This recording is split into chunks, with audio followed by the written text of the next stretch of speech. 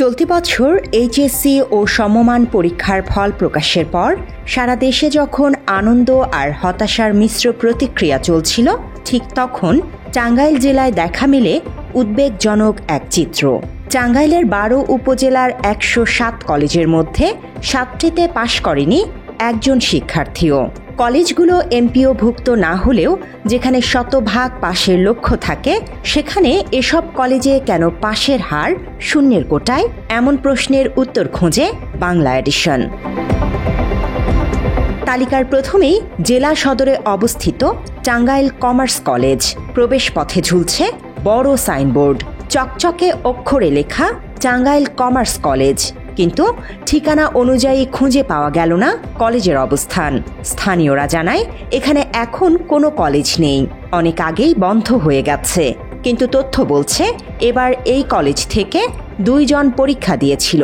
বিষয়টি জানতে সাইনবোর্ডে লেখা ফোন নম্বরে কল দিলে অপর প্রান্ত থেকে জানানো হয় প্রতিষ্ঠানের সঙ্গে কোনোভাবেই যুক্ত নন তিনি। তাহলে প্রশ্ন একটাই, এই বোর্ড ঝুলছে কার স্বার্থে?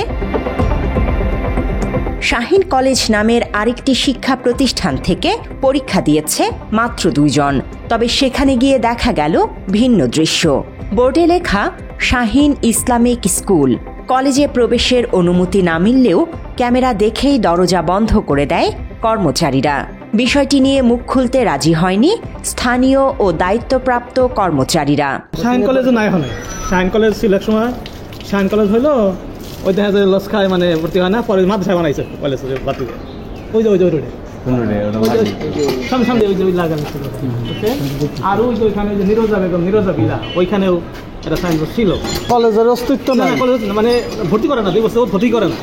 এটা এমন হইতে পারে 2 বছর ধরে ভর্তি করে না, তাহলে এবার পরীক্ষা দিল, আগে ফেল করছিল না, আগে রেজিস্ট্রেশন করেছিল না, এমন হইতে পারে, এটা হইতে পারে। মাত্র 30% টাকায় জমির মালিক হয়ে নতুন বাংলাদেশের গড়ে তোলার স্বপ্ন দেখা বাংলা বসতি। তালিকা অনুযায়ী শহরের বাইরে অবস্থিত আল্লামা ইয়াকুব আলী রহমতুল্লাহি আলাইহি কলেজ থেকে এবার 16 শিক্ষার্থী পরীক্ষা দেয়। ওখানে গিয়েও দেখা যায় কলেজের গেটের দরজায় তালা ঝুলছে। কলেজটিতে শিক্ষকরা নিয়মিত আসে না বলেও অভিযোগ স্থানীয়দের। নিয়মিত তো এখন তো মানে একটু চাপে পড়ছে, ওই আপনার ঠিক মতো পড়াশোনা তো করতে পারে না, পড়াশোনা করাতে পারে না। মনে হয় সরকারি কলেজটা হলো আপনার বেসরকারি। যাই হোক, মনে করেন যে আপনি যে এবার চাপ করছে, মনে চাপ মামুন কাকা চাপ সৃষ্টি করছে, এবার তো মনে করেন যে অন্যরকম ভাবে পড়াশোনা করছে। আগে কি পড়াশোনা করাইতো না? করাইতো তার চিন্তা কম আছে। স্কুলে আইতো দেখা যায় সপ্তাহে 15 দিন 20 দিন করবো। তবে পাল্টা অভিযোগ তুললেন কলেজের এক কর্মচারী। তিনি জানান ভর্তি হলেও ছাত্ররাই নিয়মিত আসে না। পরীক্ষা দেওয়ার 16 জন, কিন্তু ওই ছাত্রছাত্রী ঠিক মতো ক্লাস করে না, ক্লাসে আসে না, এই জন্যই মনে করেন ফেল করছে আসলে। তথ্য অনুযায়ী গোপালপুরের হাদিরা বাধুরীরচর কলেজের গল্পটাও একই। এখানেও 16 শিক্ষার্থীর মধ্যে শতভাগই ফেল। রাজনৈতিক দ্বন্দ্বে কলেজের শিক্ষার পরিবেশ নষ্ট হয়ে গেছে বলে জানায় স্থানীয়রা। ওই যে আচ্ছা সালাম বিন্ডু স্কুল করছে না, তারপরে যখন আমলিক সরকার ক্ষমতায় গেল তখন তো এটা এমপিভুক্ত করবারই দিল না, দৌড়াদৌড়ি করলো। পোলেখানে তো পড়াশোনা পাঠদান করতেই পারে নাই। এই স্কুলে অন্য মানে বিএমপির মাস্টার যারা ছিল তারা তো আসতেই পারে নাই, তারা পাঠদানও করতে পারে না। এই জন্য এই স্কুলে এই কলেজের সমস্যা।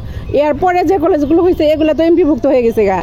এই সমস্যা সালাম বিন্ডুর নামে হওয়ার কারণে, হে করার কারণে এই কলেজের এই অধপতন। এ সময় বাংলা এডিশন টিমের উপস্থিতি দেখে এগিয়ে আসে কলেজের 4র্থ শ্রেণীর এক কর্মচারী। তিনি বলেন কলেজের শিক্ষার্থীরা নামমাত্র ভর্তি হয়, আর দূর দূরান্ত থেকে আসলেও ক্লাসে উপস্থিত থাকে না তারা। এছাড়াও টাঙ্গাইল কলেজ, মধুপুর মহিলা কলেজ ও মির্জাপুরের ফতেপুর ময়নাল হক স্কুল অ্যান্ড কলেজের কোনো শিক্ষার্থী এবারের এইচএসসি পরীক্ষায় পাশ করেনি।